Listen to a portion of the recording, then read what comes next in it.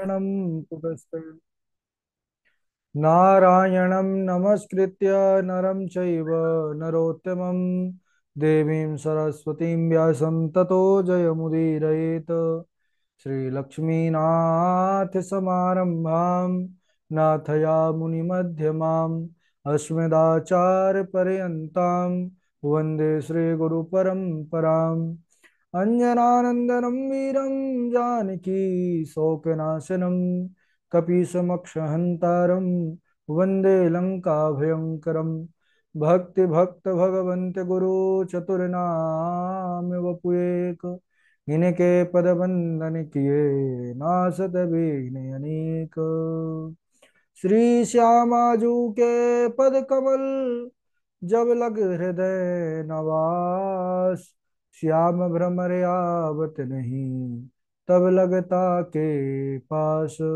बोले वृंदावन बिहारी लाल की जय, भागवत महापुराण की जय, सुखदेव भगवान की जय। परम मंगल में परात्पर अखिलेश्वर अचिंत कल्याण गुणगण निधान सर्वेश्वर सर्वाधिपति अकारण करुणा वरुणालय अकारण करुणाकारक सकल जन कल शापहारक परात्पर परब्रह्म सच्चिदानंद स्वरूप परमपिता परमात्मा श्री राधा गोविंद सरकार राधा रमण बाधा हरण श्री वाक्य बिहारी लाल उनका यह वांग में शब्द में विग्रह श्रीमद् भागवत महापुराण। कोटि कोटि नमन कोटि कोटि प्रणाम इस परम पावन पुराण ग्रंथ परम हंसों की पावन संहिता को परमाराध्य नंद नंदन यशोदा नंदन ब्रिज नंदन देवकी नंदन श्याम सुंदर श्री कृष्ण के पाद पद्मों पर कुर्सिया नमन नतमस्तक वंदन एवं अभिनंदन। उनकी आह्लादनी शक्ति प्राण प्रिया जगत वंदनी शुभानंदनी भास्वती जगदीश्वरी वर्षाने वाली श्री किशोरी जी के पावन चरणारविंदों पर कोटस्या प्रणति समस्त भूतादिक सिय राम मैं सब जग जानी करहूँ प्रणाम जोर जुग पानी।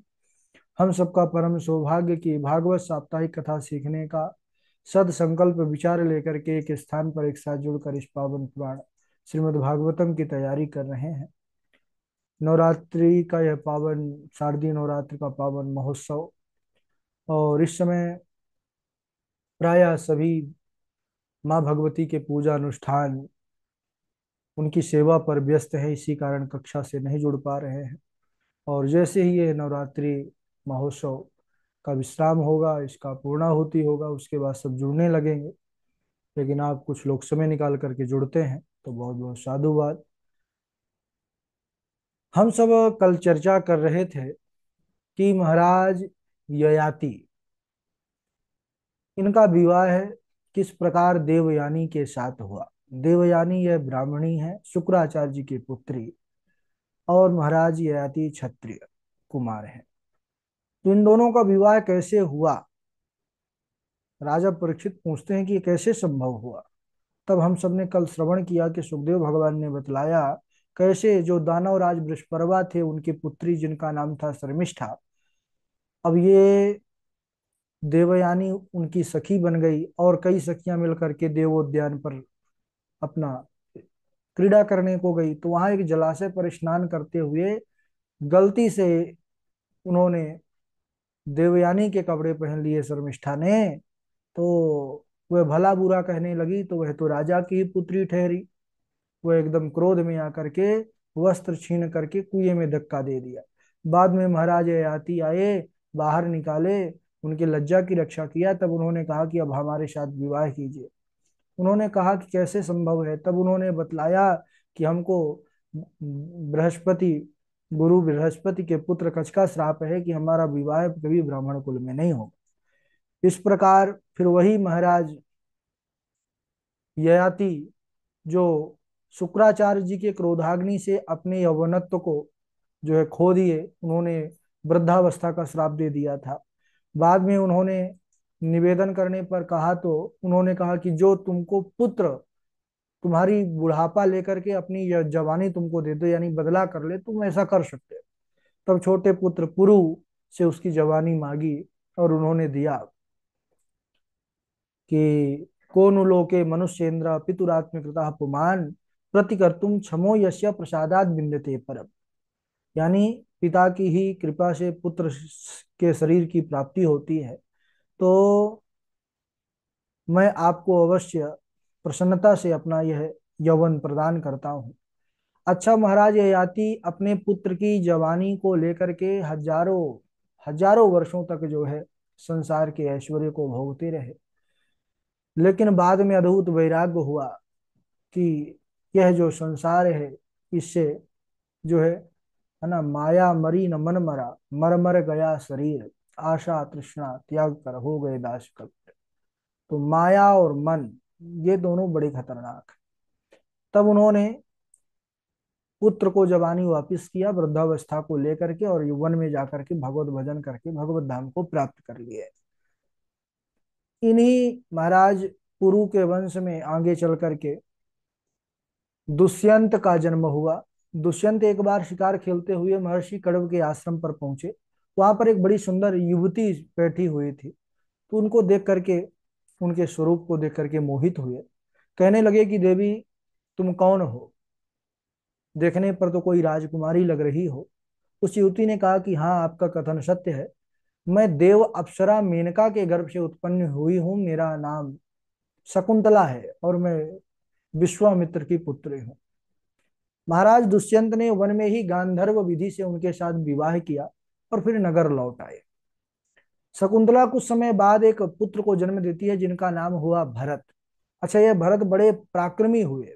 हमारे भारतवर्ष ने कई भरतों को जो है तो जन्म दिया है। भारत के कारण ही यह वर्ष, आर्यावर्त को भारतवर्ष कहा गया है। तो यह जो शकुंतला पुत्र भरत है, यह भी, इनकी भी बड़ी अद्भुतता जीवन की। जब ये बाल अवस्था में थे तभी जो बड़े बड़े शेर थे, बब्बर शेर, इनकी सवारी किया करते थे। शेर के मुंह को खोल करके और उनके दांतों को गिना करते थे। अब वो कुछ बड़े हो गए भरत, तो शकुंतला लेकर के अपने पुत्र को महाराज भरत के पास पहुंची। वो दुष्यंत जी के पास पहुंची जो राजा थे, और बतलाई कि मैं आपकी पत्नी हूँ। उनको जब स्मरण नहीं आया तो आकाशवाणी हुई कि महाराज, यह तुम्हारी ही पत्नी है और यह बच्चा भी तुम्हारा है, इसका भरण पोषण करो। तब दुष्यंत के पश्चात फिर यही भरत राजा हुए। इन्हीं भरत के वंश में महाराज रंति देव का जन्म हुआ। अच्छा, रंति देव महाराज का जो चरित्र है, ये बड़ा विशेष है, क्योंकि जो रंति देव जी का चरित्र है, त्याग तपस्या बलिदान से भरा हुआ है। एक राजा के अंदर अपने प्रजा के प्रति कैसा भाव होना चाहिए, ये महाराज रंति देव के चरित्र से सीखना चाहिए। रंति देव महाराज अपने प्रजाजनों का पुत्र के समान ही पालन करते थे। सज्जनों, एक बार उनके राज्य में अकाल पड़ गया, जिसको सूखा कहते हैं। यानी जब बारिश वारिश सब बंद हो जाती है, कुछ अन्न आदि होता नहीं है, अब भोजन प्रसाद तो चाहिए ही जीव। तो फिर प्रजा जब भूखों मरने लगती है, उसी को अकाल कहते हैं। तो महाराज रंति देव अपने प्रजा के हित में 48 दिनों तक स्वयं भूखे रहे कि जो मैं खाऊंगा वह कि कोई मेरी प्रजा खा करके अपने क्षुधा को शांत करे। जितना भी राज्य में अन्न कोष था, धन कोष था, सब लुटा दिया। 49वें दिन जो सेवक थे, उन्होंने कुछ अन्न जल की व्यवस्था किया कि भाई, जब राजा के प्राण रहेंगे तब तो प्रजा को रक्षा कर पाएंगे। तब उन्होंने कहा, महाराज आप इसका पान कीजिए। तो उन्होंने जैसे ही विशेष आग्रह करने पर बैठे ही थे कि उसी समय एक ब्राह्मण अतिथि आ गए। तब महाराज ने वह जो भोजन था ब्राह्मण अतिथि को पवाया। उसके बाद कुछ बचा था कि उसको लेकर के पाने लगे, तभी एक चांडाल कुछ कुत्तों के साथ वहां पर आ गया और रोते हुए कहने लगा, महाराज मैं भूख से तड़प रहा हूँ, मेरे प्राण निकल रहे हैं, कुछ भोजन और जल मिल जाए। महाराज रंति देव के आंखों से आंसू चलने लगे। क्यों? क्योंकि वह जानते थे, नमः स्वाभ्य स्वपतिभ्यश्च वो नमो नमः। यानी वह वह चांडाल और कुत्ते के रूप में भी परमेश्वर का दर्शन किए कि भाई सिया राम मैं सब जगह जाने। महाराज रंति देव ने बचा हुआ अन्न उन्हें प्रदान कर दिया और इसी त्याग से भगवान श्रीहरि प्रसन्न हो गए। ब्रह्मा विष्णु महेश तीनों प्रकट हो गए, कहने लगे, रंति देव वरदान मांगिए, हम आपके त्याग से प्रसन्न हैं। रंति देव ने क्या मांगा है, बड़े ध्यान से सुनने की बात है।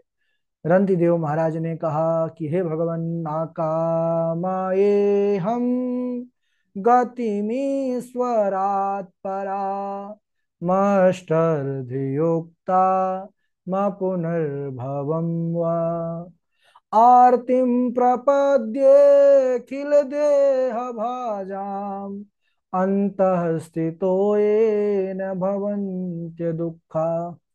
रंतिदेव महाराज ने कहा कि प्रभो, मुझे आठों सिद्धियों से युक्त परम गति नहीं चाहिए, ना ही मैं मोक्ष चाहता हूँ। क्या चाहता हूँ? तो मैं समस्त प्राणियों के हृदय में निवास करके उन प्राणियों के दुख को भोगना चाहता हूँ, कि उनके जीवन का जो दुख है वह मैं भोगूं और मेरे जो सुख हैं वह भोगें। यानी उनके दुख मुझे दे दीजिए और उस सबको सुखी कर दीजिए। ऐसी महाराज प्रजा वत्सलता देख करके भगवान बड़े प्रसन्न हुए और रंति देव को अपनी निष्काम भक्ति भगवान ने प्रदान किया, जो मुक्ति से भी श्रेष्ठ है। तो इस प्रकार भगवान वरदान दे करके अंतर ध्यान हो गए। बोलिए भक्त वत्सल भगवान की जय। तो आज ही बस छोटा सा ही चरित्र, ज्यादा पाठ आगे नहीं बढ़ाएंगे, क्योंकि अभी नवरात्रि के अवसर बस 2-3 दिन और बचे हैं और काफी लोग इस समय व्यस्त हैं, है ना, सभी लोग। तो सबको पाठ किसी का छूटना नहीं चाहिए, इसीलिए थोड़ा सा कर दिए कि आप लोग, जो लोग जुड़ते हैं, वो लोगों का रिवीजन थोड़ा सा।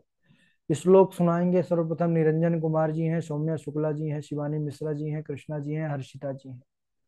सुनाइए। राधे राधे गुरु जी। हाँ, राधे राधे। गुरु जी राधे राधे।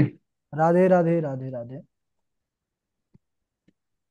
अथातः श्रूयतां राजन् वंशः सोमस्य पावनः यस्मिन् लादयो भूपाः कृत्यन्ते पुण्यकृतयः पूर्णलोके मनुष्येन्द्र पितुरात्मकृतः पुमान् प्रतिकृतं क्षमो यस्य प्रसादात् विन्दते परम्। राधे राधे गुरु जी। हाँ, हर्षिता जी हैं। राधे राधे गुरु जी प्रणाम। राधे राधे, सुनाइए। तत्साधु मन्ये सुरवर्य देहिनां सदा समुद्विग्न धियां सद्गृहात् हित्वात्मपातं ग्रहीमन्तकूपं वनं गतो यदरिमाश्रयेत श्रवणं कीर्तनं विष्णु स्मरणं पादसेवनम् अर्चनं वन्दनं दास्यं सख्यपुमात्मनिवेदनम् इति पुंसार्पिता विष्णु भक्तिश्चेन विलक्षणा प्रीयते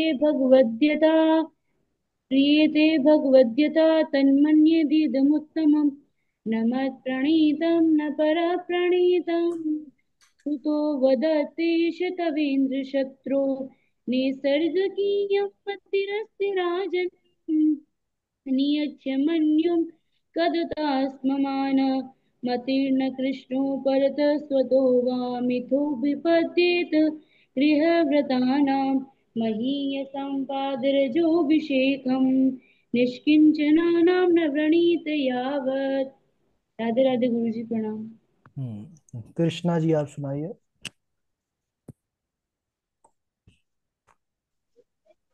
राधे राधे गुरुजी। हाँ, शिवानी मिश्रा जी सुनाइए। साधवो हृदय मह्यम साधो नाम हृदय तो हम मदम यत्ते न जानते ना हम तेभ्यो मनागपि। राधे राधे गुरुजी। राधे राधे।